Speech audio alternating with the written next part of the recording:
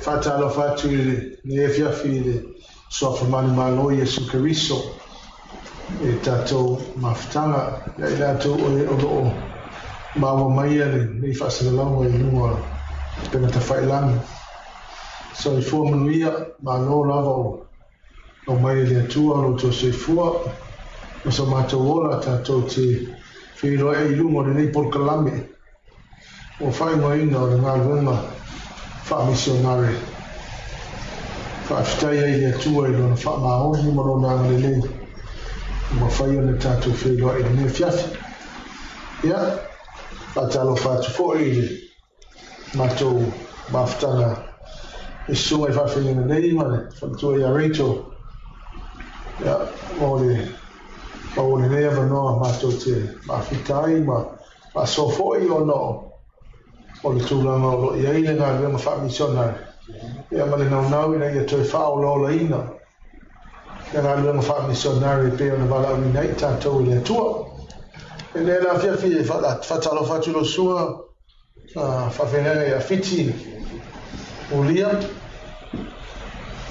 Ia mese fo ia sunga i whawhenanga ia Mateo, Maricho, Sepi Paulo, lo se forma via ia saulo ia fese fata lo fa ne fiafi e tato mafta ma tato por kalam ia pe yolo ni ava no tau e velo lima tau e fa ina ma alfa talo fa sunga i ta so ia pasta sepi me se fo ile sunga ia Pastor Matthew mo falto ya Rachel ma tutte fata lo fatto il paia male ma malo tato o yo lo faiona fa fonga mai lungo tato live ni fiaf fata lo fatto ya o le sua fa mano malo tato li faola ya la vole le un auti mal fa me moyo ni po kalambe ni fiafi e vi ai langa le yo le tua tonu fata lo fatto mai la vai mau tele se yo lava i mauiti tu asin sina e foi a wona tofia le tua ya fata lo fa tu lo to pa ia ne fia fi le sua famano ma lo ta to li fa ola Yesu Kristo fa manuia le to fa mo ne fia ia le li alo ya pa talo fa tu le sumo volte tai sumo lo fenga ya o le fa volta to por kalame ne fia fi lo sumo pasta sepi ya fa filo ia to fo ile pa io tato lau ne fiafi e me se foi io e o lo fa fo mai po mai mo mai foi lungo tato por clame ya a felo i ma o folo fatto ile so fo Yesu Cristo Nazareta on wi ala vol mai bon ne fiafi so Rachel so me viso fa lo fa tato por clame ya Fatalo fatule nei itulale fiafi so famone mano Yesu Kristo ma tutti fatalo fatuai ile sua sunga fa fianga e mai se ola tu falitua ya e mai se foi ya ainga ma wo mata mai nei fiafi ya fatalo fatu foi e sunga fa fianga ya pasta sepi ya e mai se le fa fianga ya fiti in olo mata ma fatal nei fiafi Pak Manuele tu ni fia. Hai. Ya, le.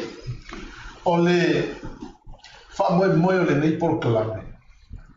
E mo fai ona tu e fa olo la ina e nga fa missionare. E na ia to e langa ina ia langona fo ima manatu e mo tangata se tatu atunu. E ia tato to e whaolo la ina ngā no wha missionari. Ia pe a whai e to manatu e avita ina o ngā no wha missionari sa i le Pasifika. Masalo o tato tangata na mua pito e sili o na la mua e le ngā runga ni wha missionari. Ia mai o le lese mea o i le e lai lau si le fio mai le atunu e mai tasiva tolu viva tasiva tolu se fulu le tonu o tala le lei Samoa al tasiva tolu viva na le iva tau sanga na ye tala le lei Samoa ai o lo tatou wa missionary o le mea la ho ile te ofo ai lo loto ona ole vave na pu e tangata Samoa o le langona ma le naudo te inga o le tatou li o Yesu Keriso e na ia whapena na whaatala le leina le lanolangi ia e mana ia lal tatou amatele ke fine i le Great Commission ma pe ole amatanga le ole ngaluenga wha missionary ona ole nganga fo le sai missionary na lato o mea le tala le lei ina ia wha taunu ina le fe au sili po le Great Commission le ana au mai e Yesu lo na so au feitau tu sama me ko no ta ko sumole ho o lo iloa ai e na ona to tu mai according le fa maunga amareko na ona to tu mai a Yesu o le mea mua na fa Yesu lo na so o le Great Commission e ai pena no tolo sila fia o mareko ale tu sina mua tusi o luka mamate o tusi ana te le ana poro mai la to tu singa mai information a mareko o mea la ia leo o te tilo ia tu sa mareko e pe fo le o le mea pito sida le na taua nai le loto ho le o Yesu o le ngalo fa missionary le fatale le ino le lolang e po le Great Commission e tu sala male e tu sai male tau po lusu male va mo mate wa mai lo kus pe samo mate lusu male va fai upo e sipuru van de lusu fu o lo fa mawina le yaile ne afo le Great Commission le male mafu anga le mea na lai ona o tangata missionary ona o le usita ia o le fatonunga lea Yesu o te tai tonu e le na o le au apostolo na ave o le fatonunga lea mo tangata uma kerisiano so tangata kerisiano se veta mala fai posu vanu lusfu fa mo mole mate ona maliua ne ai leo Yesu o fetala yatu ya te ilato o fape atu o tuina mai te au le pule umalava i le langi ma le lalolangi o le nei Yo tau atu e whainu umalawa masoo, ma papatiso atu ia te ila tau le soa foltama, ma le atali, ma le angango pa ia. Yo tau o atu ia te ila tau, ia tausi i mea uma ua uwhai atu ia te o tau. Whauta foi, o te ia te o tau ia so umalawa, e o lava le ngata anga o le lalolangi. Amen. Ole fato nua la lea, vata singa tala la ititi ai, tanga ile teimi ile te nyale na saua ile ngalo fa missionary in Pacifica. Ole amatanga lava ile teimi o Masalopo le late 1700s. Ia na foi le ole ngi kanga mission ngale wo koyo ona ole tai tonunga fa kalavingi sa tumu ile kalesia. Fa mele la to nunga ele o ma le tokti ho ele le predestination ole atua ia no na pawa e mafai ia le pawa ole atua na fa lo ina tangata ele ka wongis ole tangata la le mo ia William Carey o ia le pese e o ia ma ko rediscover inga le ngalo le Great Commission le na ma fu ai fo le na pe was stay up loko kangaka inga ia koe chilo ho le matafa i oi e tangata keri sana uma le ia whaatale le ina tangata amen ia lea na mafu eo na alu intia ia kua ngā luenga a William Carey intia le pe nga si paka ia Dr. David Bow kuma ia ma te lo isi whaife au i Peltania lea na fō mani le LMS na mafu eo no o mai missionary in Pacifica ia e te lea ala le whamtalanga le mea ai pe o le mafuanga le o lo lusi ta ia o le fato nunga le na mai le na le no o mai tala le ya tato amen e fai o te vatu la wia o le ona inga wo ko e vitis kama le ko commission le William Carey o i pe na to e fia uma ya kaka pe no ko e mana tu natu e fo le ia tangata na lato amataina le awala wa le practice mission o mua wa le practice mission e sa William Carey ala nga luenga la el papatiso le la to ngalong fa missionary le nga pinga si paka ia tangata fo ia mai loko engelangi o le loko congregation o mai lola ia le form le LMS London Mission Society le na ma fo no o mai tala le i Pacifica ia anala te le history o le mea ale le tato focus pela ele na wenga le fa missionary na o tau no mai la tala le tasi valu to se fu kusa o le top priority po le mea mo la mai abilia ya na William o le usita ia o fa to no mai kusa le top priority nga ele o se top priority le fa ingo e kalesia ma o le top priority ya anu tala le foi le ya fa so ina tamata awa o le si au tu o le manato le lamo sa ele io mai ni e kalesia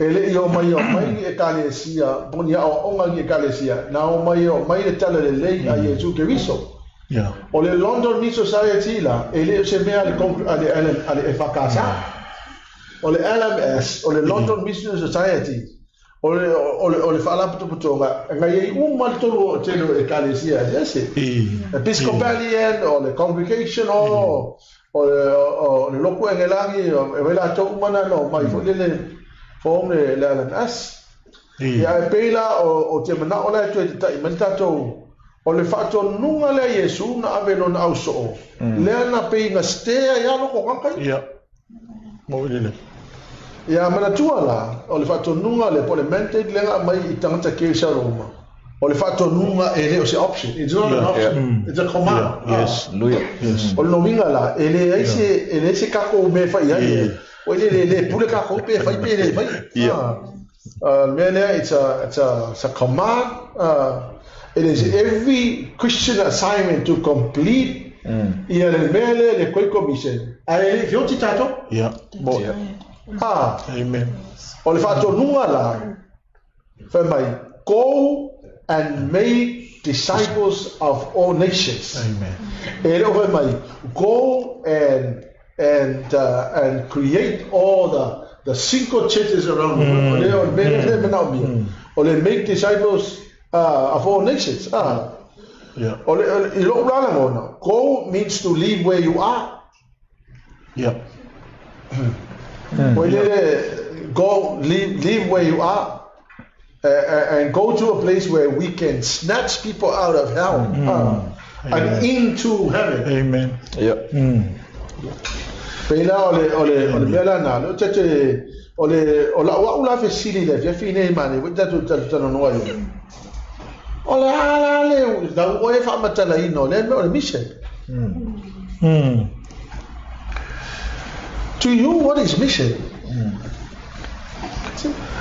Awa e pi ho le tato ma na ia tato tala no vai la kai ka po tino ia ile mene ole ngalwe ma fa misiona ia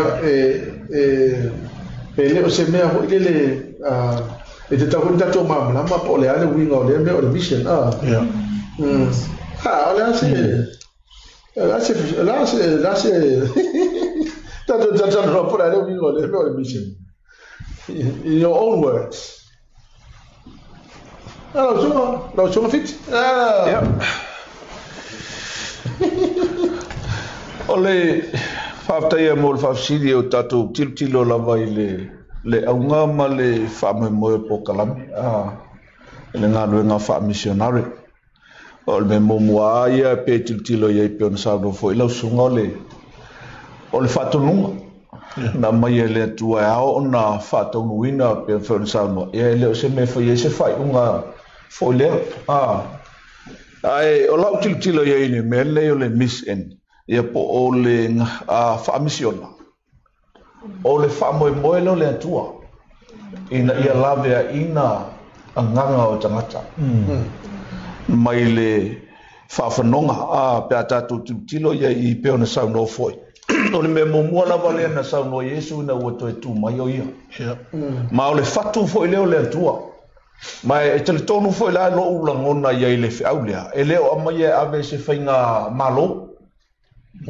pe ave se fainga no le yo le fe au na mai patino ai Yesu te tonu ole ekalesia ona ole matafa yo tonu wale ale ekalesia le tua pole au ekalesia kerusiano e au ona fata unuina e au foi ona na fatino ole lavea ina le lala utilo ia ile mise tusa ole peo se lavea ina le ngangota mai fainga a satani malona malo ole le peo na utilo ia va fa au ia tusi le mareko lom ta pos fulu wono alon fa pos lima le feta la Yesu fa mai ia to watu le lalang yuma al fesili ole ale mele no tanga tele lo ole tele no ile ngaluenga fa missionary tasila vole mele tilo ia ipesi sila ia ile tua o nganga tangata ia manu maloina wale pumoni ia ile mafai ele o tangata umale mo tonu ole kanisia o le telefo o tangata o la le lolo ai fa fo ele o mafaina tu tonu e kalesia o le ngalea o le ngaluenga fa missionary ida ia mafai o na pa ia tu i tangata o lo le lolo po tangata fo ele o mafaina o tonu e kalesia lavia ina nganga ia pe fola tonu tato fenga lo tu New Zealand ia o le ai fa tato e kalesia alto tele o tangata ia le lolo ngola wolte au le ngaluenga fa missionary po le ngaluenga le fa missionary o le o e mafaiona ai ai na tangata fo le mol malo le tua pe o la uia le va ia le fina lo le ia Pero sua ai mo sofa ia o taila va mole no ia okay loe ko fulava ia ka kouma ma fauinga inga le upule o le misiona ia ai ke au ia ele mafai onga yese misiona pe afa pe le se fe au molia e wala nga kupule misiona onga yese fe au la manga uia le moliatu okay lo fo ia fa pe le ai le malo le poliuli le malo ki apolo ele se misiona ka ke le ka kinga inga ka fa se misiona so e kia ula ia o le mission o le mea o umonga ko mai ele atua ia kako a o le mea e whaia kako o le put the word in action so o le e kakau o le misionga o le whaakingo o le upu le au mai ele atua ia kako ia o ai mawhai lava o nga kako iloa le misionga le au mai ai a whaapea ele e songa whaakingo inga ia ele mafai onga kupu le mele ko kongo le manga onga le awa le manga onga le mele le ka oko ko kongo le misionga so ia kia ula ia e ka kau iso se kangaka kersiango ma so se kangaka e whakua ile atua onga malama i longa wala auinga awa pole alama ko finga pe fai au pe ole alama ko inga position nga lue kongo le kalesia ole misionga lea it's for everyone ele fa peanga o ngi misionga le o ave ele fa peanga o ngi kangaka ua ai ole misionga ole me wa ka au mai ele ku ia ka ko ki o ave a paulo le mele ma o bier kemingi ole o ave ia ka uia the definition of mission is putting the word of God in action e fa ngai o iai de misionga ma fe au mai ele ku mo ka ko ia kele kangaka lo le lo ngai la lo langi ia ma le me lo ka ko iai ia ale mafai au ka ko fa ki ngo le misionga o e ala le o aku mang malo inga e ai fainga ka fo i onga ka uma fulfill le me o le wa mai o le si ko kilo ia e le mafai nga alunga o le definition o le mission e alu fa kasi ma le purpose o le mission wa ala nga alu le mission o le purpose is to bring people to Jesus Christ as membership in his family. So e kia ula ia, e mawhai fo i onga o iloa le definition. Ai ale ese purpose, ia e ngā o ngā alu ai au ngoa, ma le complete o le purpose o le mission, ia ma le ngā whaaloalu. Ia le li. Tātou tilo pēna i le koi commission e la wau tilo i le, fo i le koi commission lea. O le koi commission lea au mai. E Yesu. Ole taipise mo mitinga le atua. It's God's dream, remember. E na ua pa le tangata i le angasala. na mana o le atua ko o mai ka ko e fa ko mai man tu le tu le se mai presence o le atua mai ala le kinetero mata o peto o lai na fa ilo mai ya le atua ho le ia lona no te inga le mai o le a tu ie tama le fa fine le uno le mata the whole purpose nga linga mana o le atua fa le mena ina ia fa pena na te fa foi mai ka ko au mai tangata ina ma tanga ma le atua. Amen. So mission is the dream of God to bring back his people to himself. Amen. O me vole nga lenga mai le fatonunga le te to go. Mo vole o e fai no mala maso mini vole le o lana mo mitinga le this is the dream of God. God's dream is to bring his people back to himself. Na laina mai le fatonunga le vole le ile to remember vole le o mafutanga le tai ile to ma tangata fato amaetena. It was a very nice relationship. Amen. But yaile tua, fiafi wa ile tua, mafuta wa kasuma. Ai na wa sala tangata. Wa ese na mbo le na kuri ese na gato nga. Na a olona loto la yai. E mana o to o mai kaka. Amen. Olona dream vo la nga le nga yai. O te vato o le quick commission is God's dream for people to come back to himself. Amen. O te va pe atu voi. O le moi mitinga le atua e te tau na fai ma moi mitinga tato. Amen.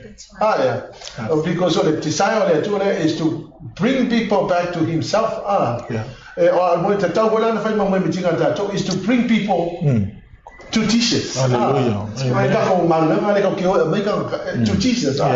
Not to bring people to us, but to Jesus. Man tu hoi la. O le siva enga te leo o le ngā fa misiona.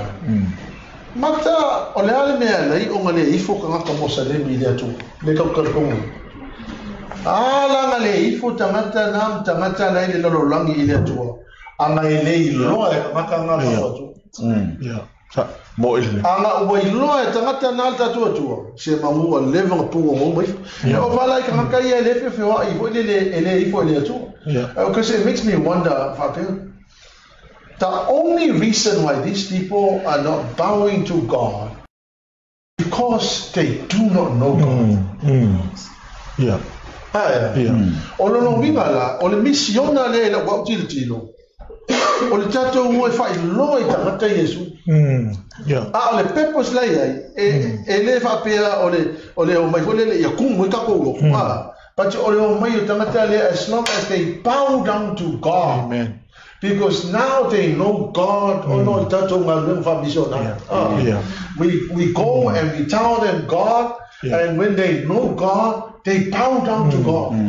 It's one of the most beautiful things. For le kangaka ho ile sa o ala ua kala ku kau ye Yesu o fa ola inga ngela aka wa kula e pungo mai fo ma si ile mai le ko. It's a beautiful thing. The most beautiful thing. O se mea na ila wa utilo ho ile nga lung fa missionary is for us to go and make Jesus known to people. We tell them about Jesus. Amen. They know Jesus. They bow down and they worship Jesus. O te vatu ila o le moi mitinga le atua e ka kau wenga fai maka ko moi mitinga. Kako desire le yai is we go and make Jesus known to people. Amen. Awa aha pe lo lava ngaka Yesu o foi lele o nga ngeila o ke fono ile mele tu pungi isala o nga ngeila ke sa no tau e foi si tene Mosalemi o fa hino kau ki ngunga la tene na fai foi lele mafu anga le menga le i foi ile tu isala ai nga ua iloa le kenge le Yesu o so tala fima mai o lo o tapu wa I tangata I se mafu o ko I fei kai o au ara I feel mestala tele but now I know that the God of Israel is the only true God. Amen. Now I know that the true God is the God of Israel. Amen. Praise the Lord.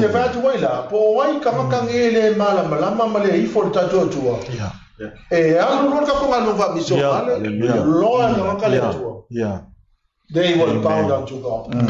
And what a beautiful thing to see. Ole winga na ole wa tili tilo ya ile koi commission wa ile ina ya tato wo ina ya iloe tangata Yesu. Once they know Jesus, they will bow down. Oh ako hello so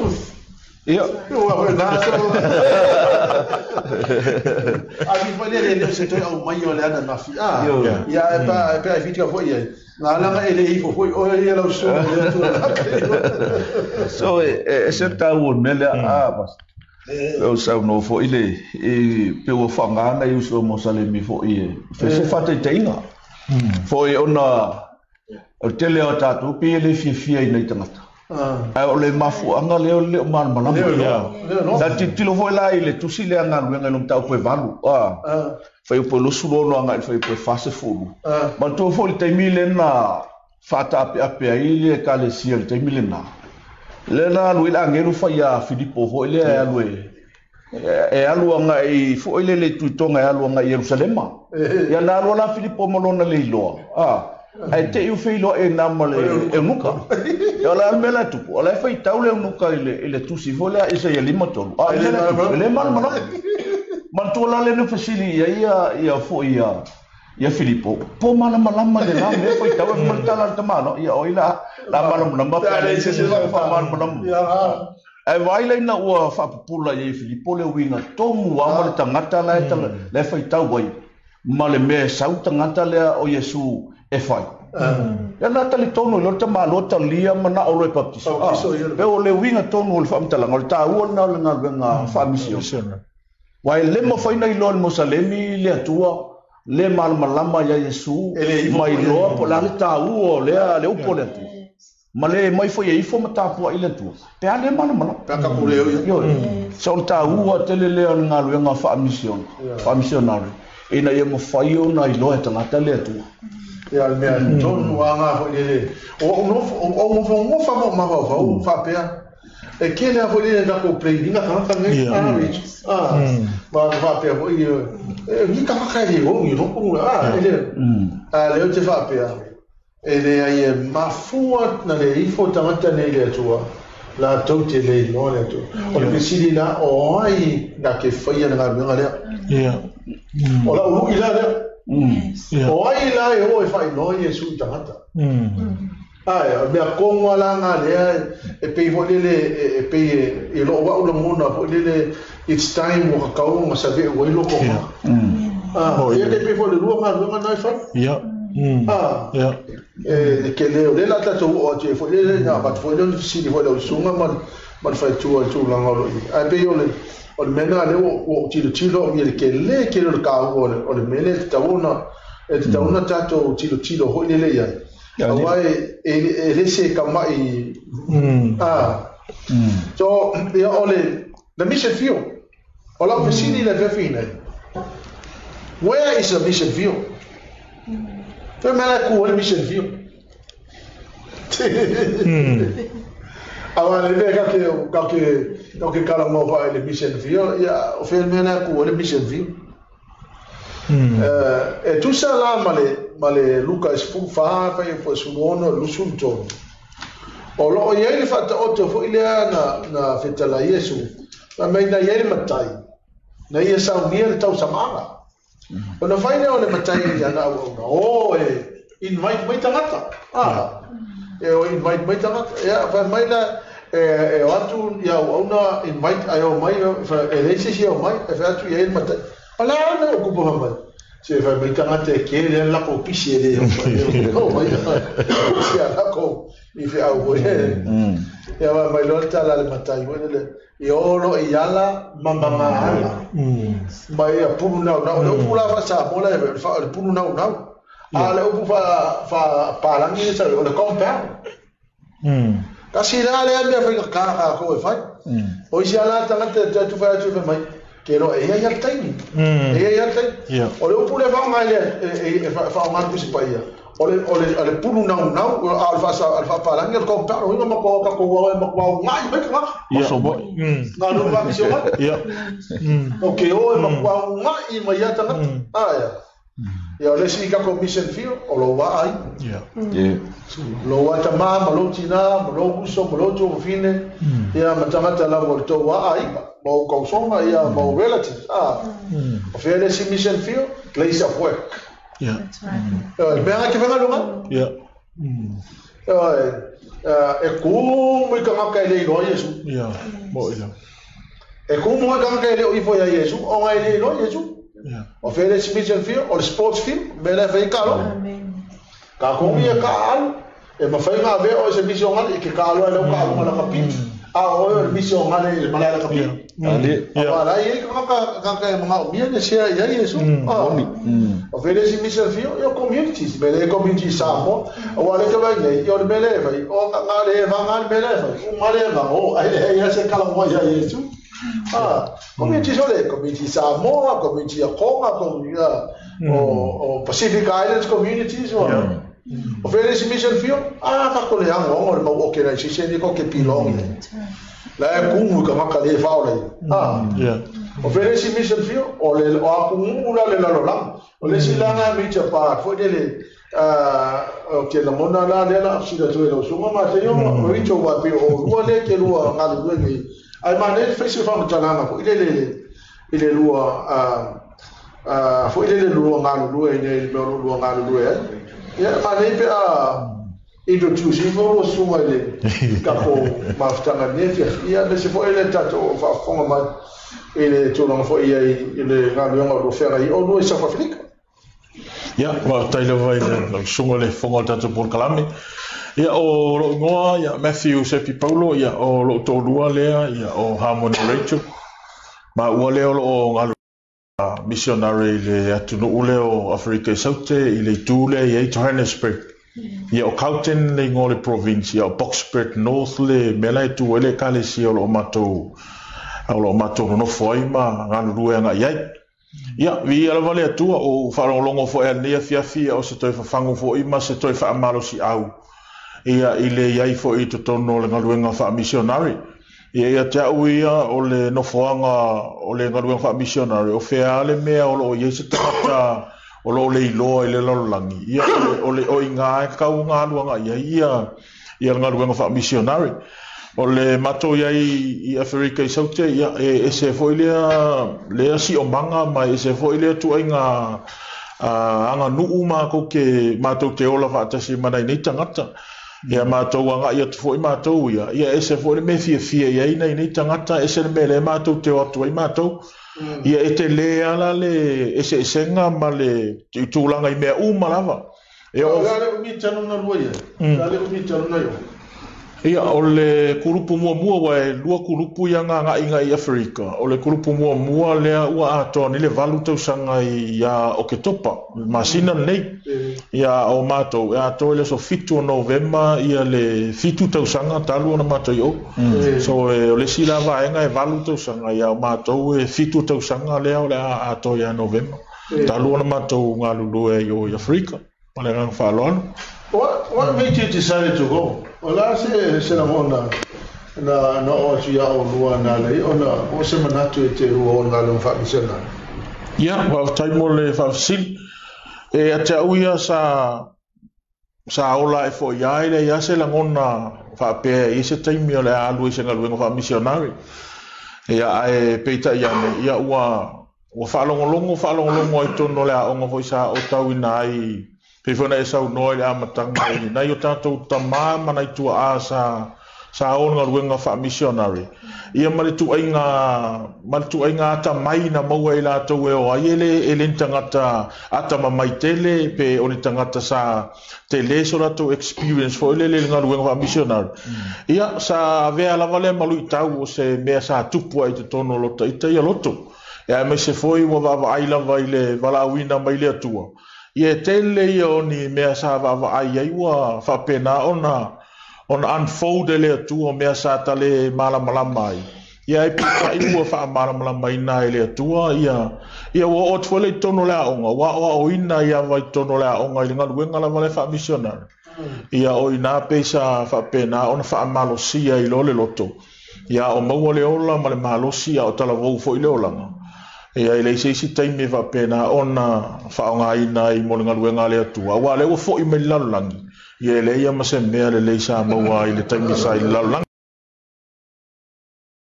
fa malo sia ia manga I mai fo I nei ia ma fa pena ona wala winga ia ai pe ol tulanga na sa ai malenga fa alo Pecho yelo I kau ore ngaru venga no loe nei fitu tausa Whaafetaina mole a manoa ia ile Italiana le fesili ia e tele lava lo I tau sa whengai ai ma ile ngaluenga wha missionari ole lo I tau mo lo o uiloa ina ia ole ngangana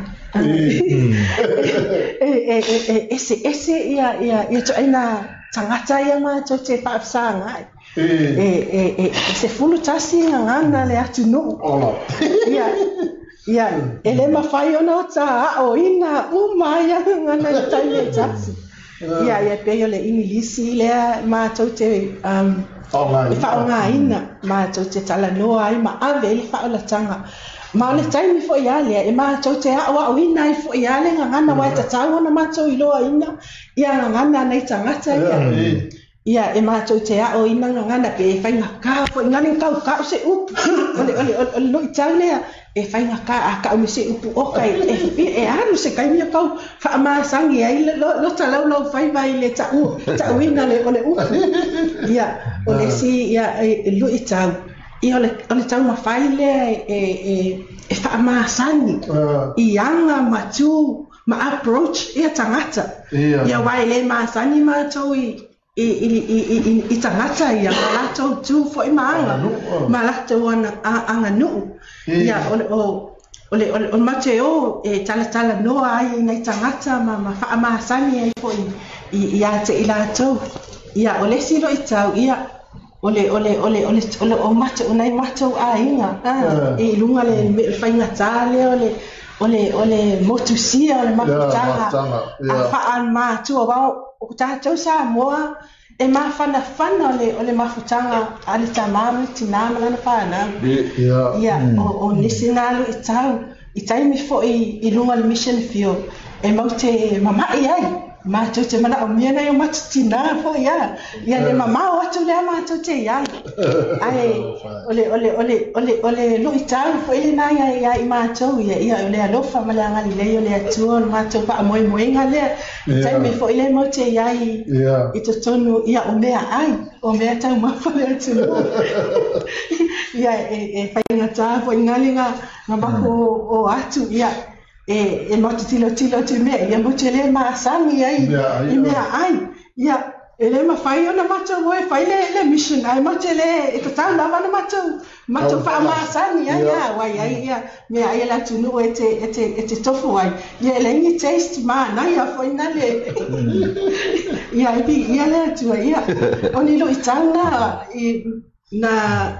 na mato fe ai fo I dunga le mission field Então, numa comissão, aí o Marilinho, ia se missão só não ia okay lo le taimi finga ole sile taimi finga ta ole ngaruenga fa missionary ole sa uia ele taimi na ua Maliliu ai nei missionary mantua ele se sina manatu ole o e feoti ai ia sa ia fo ale langona e toi mo le vano e toi fo ia nei ainga e fa pena ona feilo ai ma ia e peita ia ina ua Maliliu nei missionary ia o se taimi finga ta ole tasi le taimi wa fa longo tu ai loto pe ua kausau le benga pe se le fie ai foi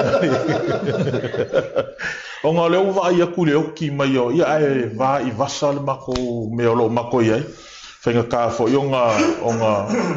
onga va ia ku ngai uso a ua ka oko mai fale Maliu ia ua Maliliu ia e sa ola va to lua ia ua ia olo tanu ino lava ola tino I Afrika I le me olo ngalu lua I fa misiona me le Maliu ia kalo fai ia o te lole si lea I tu fa ta ko le nga no fa missionary pio tau ia de tu o ia ga ko le ama se singa expecting a ku mo ila ya le wa de tu nei ho le ia o te fa ia le tu o le na mo le te mino ba to le na malanga tu le fa tau no le fa te o sunga la apostola to ia ma ya man bato o malanga fo ina malanga e faile le fa tau no le fa ya sa le ia ta la tu te chilo o le mo ai fel calo la ngai le e tasi le aso na mato o le po na mato wo ile I mo e kare sia ho ia nei tanga te ia le no foi mo slums ia so le ia mo foi mo card boxes house mo ila o le e mo i lungo le pala pala so le isi e se le ngata le no sunga fa venga ma te yo fa tu a rito I happy moments when they were okay look how I ngai be ho ia ma Oile ke o va fer la mission ale kwa ngal fa ele va faire la mission ale mo ilava ia va ftai lo mo ilava le sangwanga lo sunga fo ile fonga por kalam e ke le aku ia kai mi fia ngai lo kai mi fangongo ia ke o ke le ia kai mila lea wa to wa ayatu wa faolaina tangata wa ifo le atua okay ia mo ilama okay lo ole fianga piko sili lea ya mako inga ua faolainga kangaka ma faonga inga I kongo le kalesia o tangata uma yo faonga I tono le kalesia o tangata sa no foi lungo le awala o tangata sa matou fafanga ina ia ma fa pena ona avele upole atua ia ma malosi vo ia lato ia le ufai lato filfilinga yo mai fa pena ona au na ile atua ia ma au na ia tono le kalesia o isi lato ti a kono o isi lato le wa ave mato ina o le kalesia o nisi ona ni tangata o le pepese lungo le worship team o tangata le faia upo pese le asosa o tangata o le atunu so o le telo ila tau nei o le sima ita isa au mai le sfulwa I se tulo ia e sau e mei kongo ma le pepa e kusi mai e fai mai pasta le la o pule le ola o le mwhainga hendo le maliu o lonko o lua sa la vea I le weekend I le loli ai o le sa kusi mai ai sau le kusi nei kongo le o le me whainga le hao e sulwa ia ngangalu lue ia I makakalo I le li o si kengera le o le ua o pei o ia ufa a makua ia le ainga ki a kongo I langa commitment ai mai se so o le kasi lea fianga I o mātou loto ona ua peifo ia mātou o se ainga moni ia ina I nei tangata awa mako ke fellowshipi whaakasi mako ke ai whaakasi ia wa o le sile mea fia I lako we vai mea mo ke ai whaakasi I ele whaape special ase mea mako ke ai mako ia mako ke mafuka whaakasi e uia mako ke ai mako rima I sikim se kulou ia e onga o le meanga o le culture sia fo ia kungu ia e mo I le nei ia e vo iskaimi mako ke o ai mako ka ele vai se kulou fa fonga anga e kaimi mako ke o fai mako prai ia e ka ue ngai o papakiu e ka ue o le prai so a sung wal so sisi ma le fasimoa ia ma enjoy ia mangai kangaka o le kungu ia mfa penga onga maua ia fersipi but the joy is to see them worship God. Yeah, amen. No, I think that's the most joyful thing. Yeah. Vafta ya malo yele. Ya ngalo va mission. Ame le se ne fa ngofie. Ame na le bova yaso no mato ngalo va mission na I Papua New Guinea. 1991. Ya ele ke le se time vole le pat o le ngalo yaso mako ya ingo kai roi ngai o le matuwa ka wale me. O le meno no foi tangata ia ngalo nga foi sa fa na time mato ngalo nga masunga tamale o mato ngalo masunga tamale ia te loa ese foi lá marcou ngalo nga le foi ka wari fiti ila foi ngalo nga fa visionale no le o tele foi o le se senga foi le o fio le ka ke o ia o le fa visionale tas o ila o le sine foi le o te fia tano no foi le mengo le vision o le passion le tua o na loto Foi le pata vai tau te ane ton fai pusumo le ono. For God so loved the world. Amen. Foi le lona alofa lena ia le alofa ile lalo langu. Ele se tamai ole the whole cosmos ma le mea le lalo langu na fai ele atua o lona alofa ile le itangata. Amen. Ole mea la fai la utala. Inona alofa le itangata. O le ulu wa i misionare ala va le record tu si pe ia na mua anu ma lu fa misionare o Yesu. Amen. Yes. The first missionary. Amen. Ever going to the mission field. Amen. Amen. Te vai atu la ele nga luenga fa misionare le na sa Yesu na sa Yesu ma liu de tono le mission field.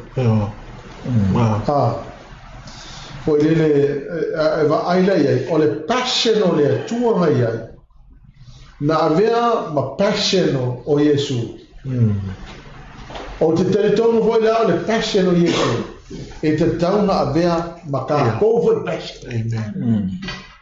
Amen. O le costa pe le tua o lona loto a toana o mai lona tani. Amen. O le costa pe Yesu o lona ola ma lona loto ato. O le costa o te loe te tau hoi na pe tato o tato loto ma tato ola ato. Amen. Pe la ua le te tino. Pe foi le ane luas ane un tapu suma lufu fitu mai tala fitalenga so now is my soul through trouble. And what shall I say? Father, save me from this hour. But for this cause, I came into this hour.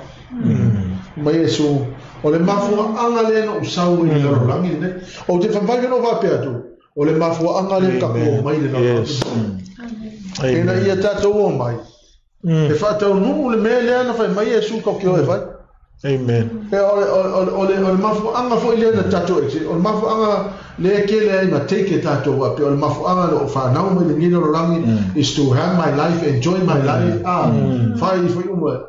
Ya o te tali tono le feta lenga le Yesu te lo mai o ia o to ai mo ko stea ya le ko lo loko. Mai Yesu, for this cause I came. I came into this world. For this cause. Amen. Yes. Amen. I mean, we are allowed to enjoy life. Facing the koke manga kako but e yai mafu anga le mena me tato wele tu wele lolang. El mafu anga foi le te tonu wa uia e te tau ona tato foi le tato te o fata muna. Ole se su e fala tu si mate ole yuta no ta mo fai po su mato. Fiti na ofisilia tu a le su langa le Poi le ila o foi ngaluenga wai o na o foi missionário ila o foi ngaluenga foi le ila i mo lu tau le ngaluenga fa fitau le ngaluenga ya malo loto la ya foi le walanga o le tele o te mi fiti pa ke fa longa i mata foi le no se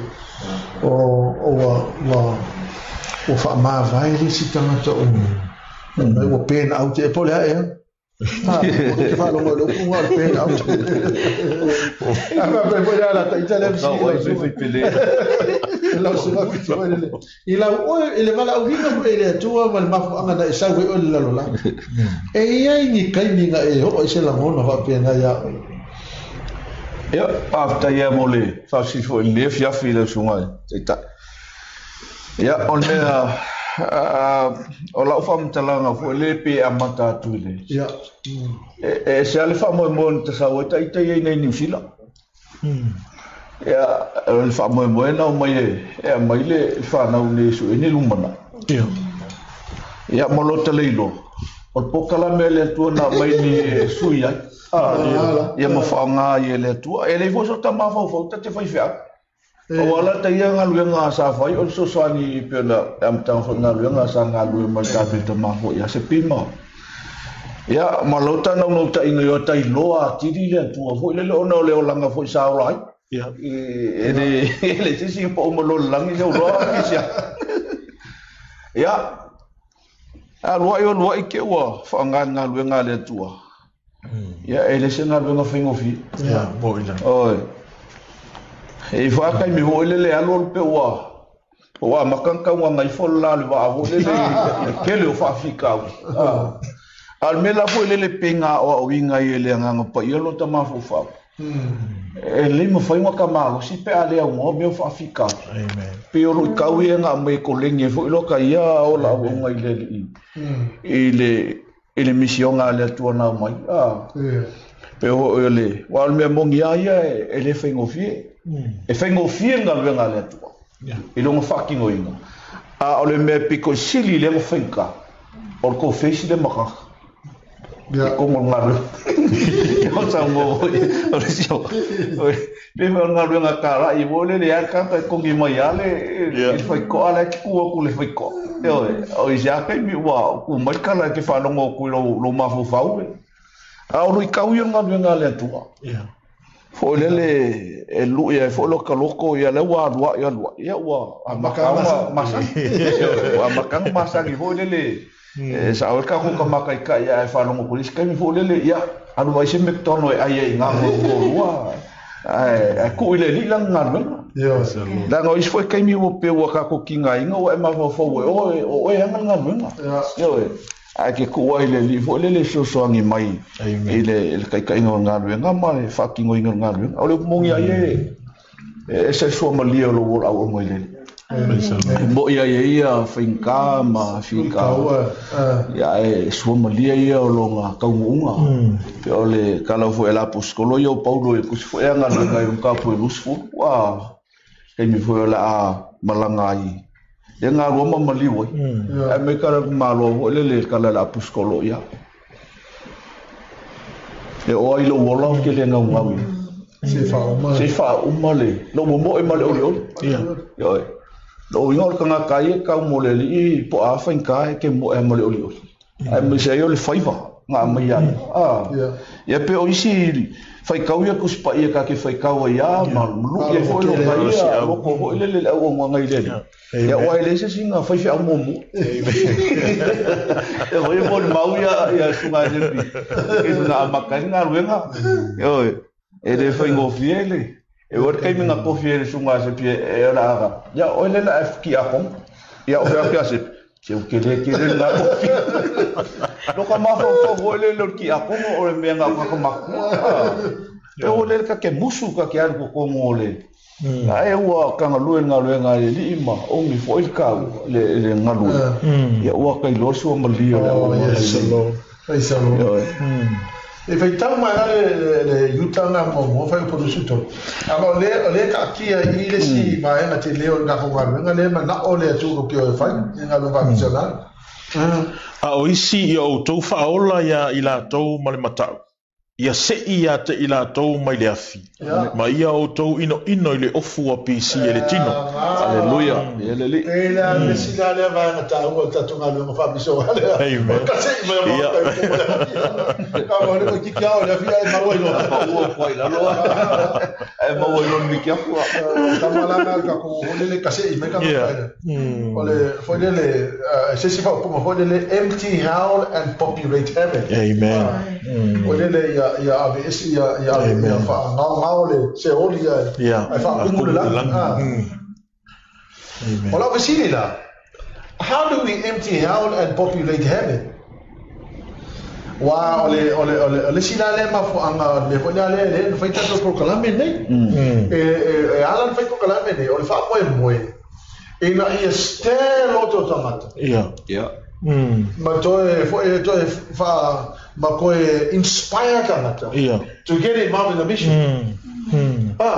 because at the end of the day o ka ko vala au le vala o ka o le amen le ya ko sabe wina lo to tamata o me ala ya le no tilo o ia pe le na o mai le tua fo ele e fatino e fa ia fo ele mo ngalo fa missionary ina ia to fa o ngalo fa missionary ia mai Eliso capo wale carecia le worship center. Me mo le afai ala vai to so mo le con le fa mo le bishop conference le enga e mo fai on for le we need to inspire the people to go and get trained as missionaries to be sent to the mission field. Ma fuanga la nei. E mana o mia fo le o ino tamata o kai pena pe bele te lua ta no mo ye. O le wolu atu nei como le mission field. Pe ke no ke o le culture o le ya ma fuanga prior warning. Ele foi sia o they have a firm handle me or cross cultural missions. Or the Mafuangalana, ele ona mana o mia foi le tamata o na fa missionary. While the men, the John Ale, foi le conference there. E foi alo alo foi le ganga. While le tino ne o o le Mafuangale na foi mission conference in the 1700, in late 1700. Na stay ai ka ka ka foi la mosa. O le men au mai foi le mano le William Carey. Ina ia fatu wina i mission conference every 2 years. Okay. Na mafu ai na stay ka ka ia le ta ku fa o le pastor. Until the tino la ia o le ala o la ia strategy.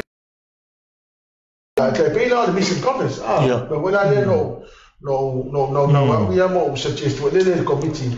Mana mien ka ko mission conference fai tau sama umai na i ko stay kan ola o foi la ne tala ni o ngai nga sala la missionary ma ko fai no mission ale ele nga ka Australia o New Zealand of Africa of la o ni na tau fai o mission ale ni ola tala le fai ele ai ma se loku ele ola o ma e ka Amen. Ele ngata ho ia tatou le worship center. Awa o biso ngale ni o fai kala inga fa o ina tangata ale o le worship center o le asafi o ele papakiso o mai no to fa o inga. Amen. E mai sino ala. Ele kasi le roko o le mena.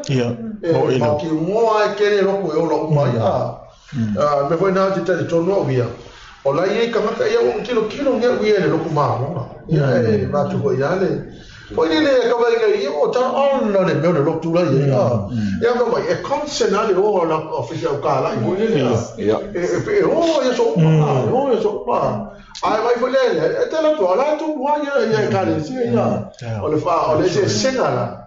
Anga o le no fota to mo fa te tani o mai tangata. Ai le o la ka ko fa ka le. Amen. O la ulu foi la le e ka le sia fa o reina. Amen. Awala ngai le ma fai tatu no fo te tatu no le mele ele se mea se worship center. O lo go foi la ngona le e mo tano de te inga le ina ia fa pe na mobilize ia missionary. Ia ona vai o ia le ka le sia fa o reina la tata e fo le mele ma lu e missionary. Ia mai e ka ka se me ka mo le lo fa o reina e mai e ka ka mo le fa o reina. O te fa atu o nge na mobilize ka ko o fo na ruenga le missionary. Ele ai ia mo se ka le sia le o te tono le fa fa mo ya kupa fui o te tono lo ia missionary o lo nganu lue le ka le sia kupa e o le tala le asifia ia te lo na no su o te tomo fa manuia na ka le sia amen me ale te fa tau ia ele kasi le ka le sia o la le mele o le va le si va na foi dele o le toe o le fa o lo ino o le a onga fa missionary le o le ino do te ino foi dele ina ia nganu lu ni fa ya onga fa pito la vo e meta ma fa missionary ina ia o ina tamata ia wa afa pe o mai missionale wa i u le la to training wa le la down the history ele missionale che misale o batu le affe missionare na sente ele la mosa ele fa casa o le mo tiro tu nei nga missionare o le mo qua effettiva a e alu nei a e alu I palau e alu I afoi e alu I niue e alu I Papua New Guinea e alu I Kiribati e alu I Tuvalu a o mango e missionare ele ai ma se tu na ele o ifo ele tu ai se o simple ja o ifo tu na ele tu amana ye missionare ma amen o te vai atu foi ya praise the Lord e a o tamata nei o kanga ngai train le mai ma yes o watu foi lai o ma tu wa solid tamata Ora sia o best friend o mali o tu sto imo Reverend Seuma pula leva na malu e Papua New Guinea ia stoina lea ia o se no oka whaoro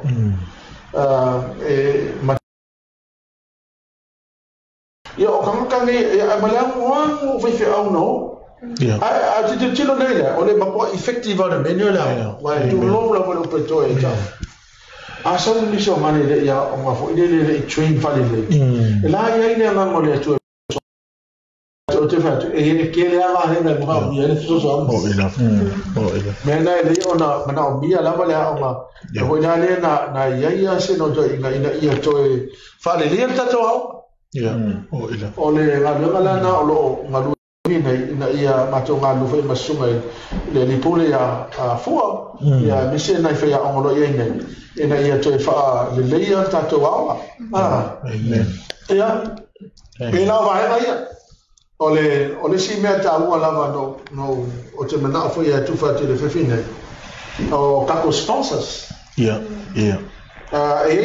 le concept fo le te mea na mai le tu e tau le mea le power of many the power of many together ya wa misalo la fa pe tatu ma fo o se tupe o ko nga kupe no nga mi fa nga no fa missionare o miliona ka kire ka mo nyafe ka mo miliona ka mo miliona o la oficina la se pe va fe nga ka ko racing al tupe le e ma fa yo na mo pe laisi missionare a wa ta missionare ai so va filika e lu a fe ni missionare da la no passa se ya one way ya lo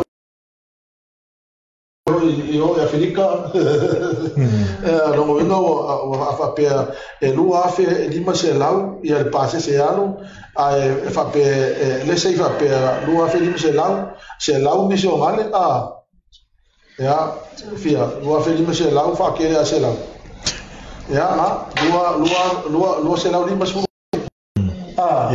lui se lau di ma su va fer passe se alo o feci la o fer la bella ma se coupe va ir ça only e iai le mea na o mai le atua e tau o te talitono o mia o le matua effectiva e whaongana le mea le principle le sandon just wai o le power of unity mengi o le tutu whatasi ni mamai a ko arunga pe ko whai amen le winga la hune o le wana utala let's say la va pea sfukara la kupe la o le ave como le mission il va yaso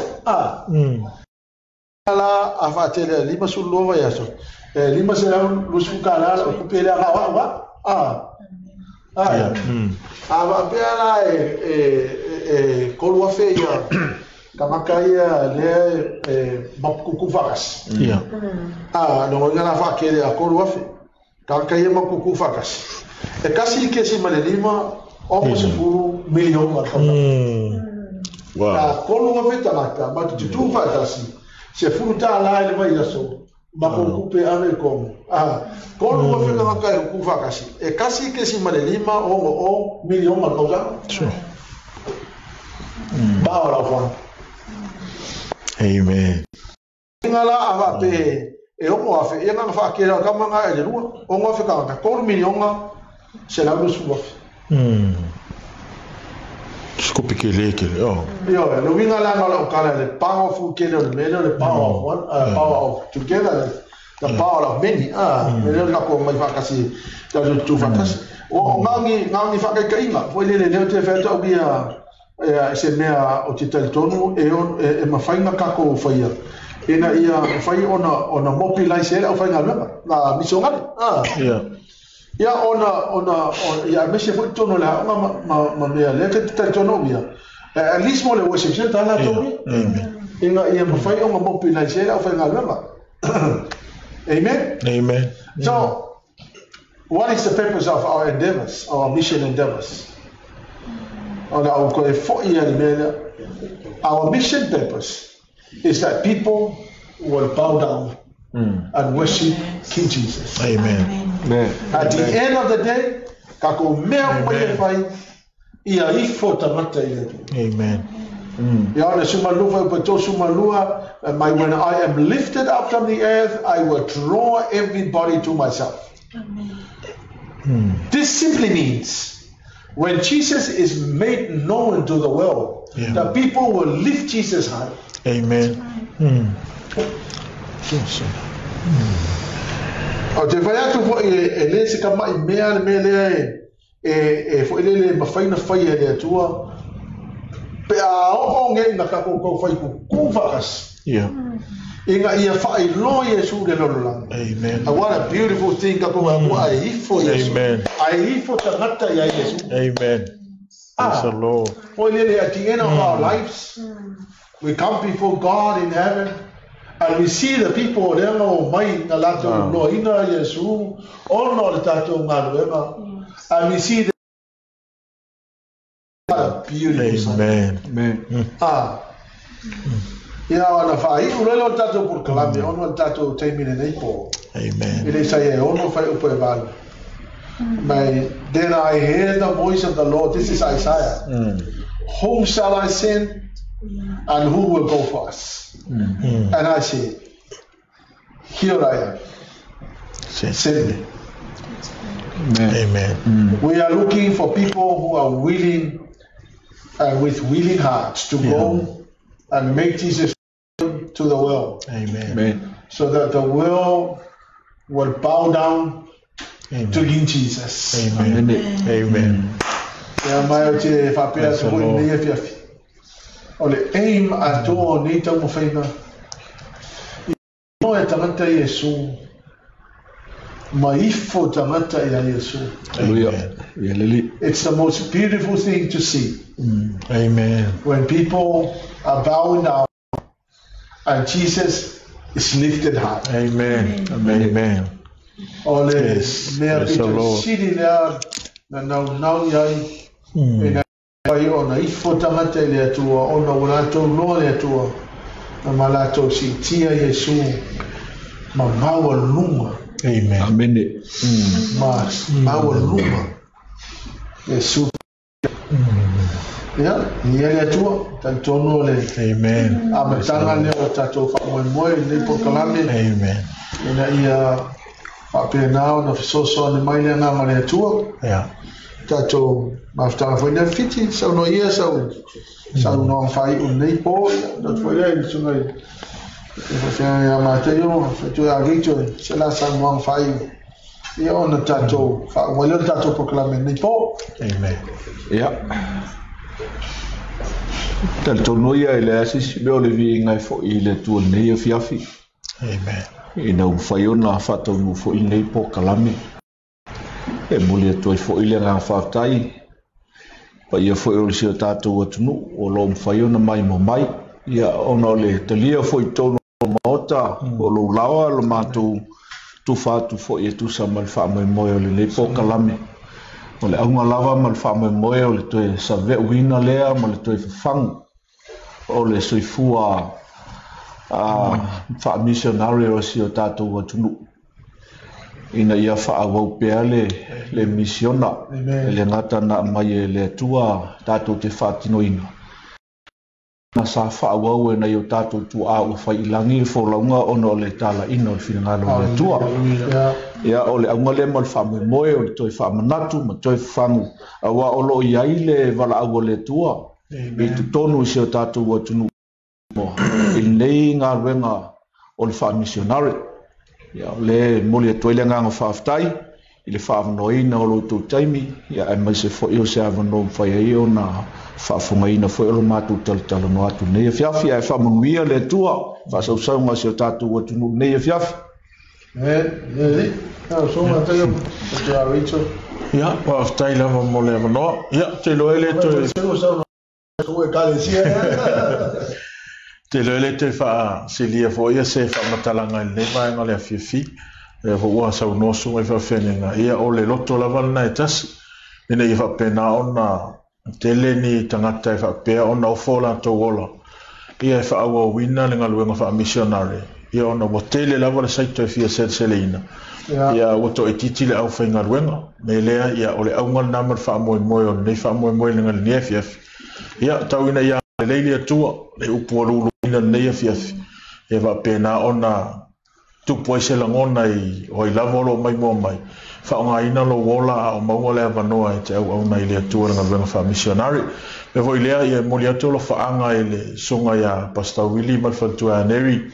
Ia me se fo i ole e ka le sia manai missionary Afrika i saute whaaftai lava mo te talo, whaaftai fo i mo le tapua inga. Ia wha malo fo i le ngā lue o to e sea i fo i tātou ngā luenga. Ia o leia whiawhia o a uma me ua le lei o le vi inga lea o le tātou o tua Iesu. Whaila i atu fo i nisi fo i ro mai mua mai tonu o Malawi. Kuya Mora and Kuya known to our South African friends and Payatangi Jesu. Thank you so much for your prayers and your support. May the name of Jesus be glorified. In Jesus' name, amen and amen. Rachel? Taila mole avanoa ia vi ia le tua la nei afiafi ia one a uma le avanoa ia te aua ia ole avanoa mole ola mole malusi e ma sani la vala fa malusi au le tama o ia fo i le ngaruenga fa pia a o e maole avanoa lia aua i ko se e matua pe mai ona e fai mai la ia so wale fa ngalo ona ia e tangi pe fa tuanga le a o mala iti fo e ia fa ngale ola mali malosi au e maole avanoa le tai e o fo ina tulo ola se ma nai o neo langa o le au ona ia Yesu. It's a best lifestyle ever. Le whaongale o le ola e au nai lea tua mau tali ese atu mai loka comfort zone e ave whingalo lea tua ma ia o le lei lea o lea tua. God is always good in our lives. Ia I loa e tangata la tau te leo malama le lei o lea tua i o talu atu e tau atu whai mele tala tus pa ia taste and see that it's good. O le leila na o le atua le ata te alu atu ia I loa e nei tangata o le atua ma lato tofu I le leila o le atua ia whaamanuia le atua I lau I ate oi nei a fia ia malo ia o le tatou po kalame na a pena foi ona whaftai atu I lo suma apostolo to uta alo li ia multa poi nga whaftai foi mo fautua uma ia mise ia lango mai me whaftai ia tua no olua ma fautua apololo se me se foi ia suma whaftai menga worship center worldwide Christian Church ia o to uma wa multa to aftanga nei po ia whaftai lau to te talo Tātou tū whātasipene e whātonoina le moi mitinga sa tū ina mai se tātou tamā o whai langi whōrau nei. So ngā apostole a whia mo mā whoi, le whai o ngā lore a matanga. O ngā luenga ia mise whoi lana moi mitinga, mo ngā luenga wha misionare, ia e mo nei pō tātou au whaafonga, ia whamani atu le tua, no Yesu tātou whiroa le verse 4, Amen.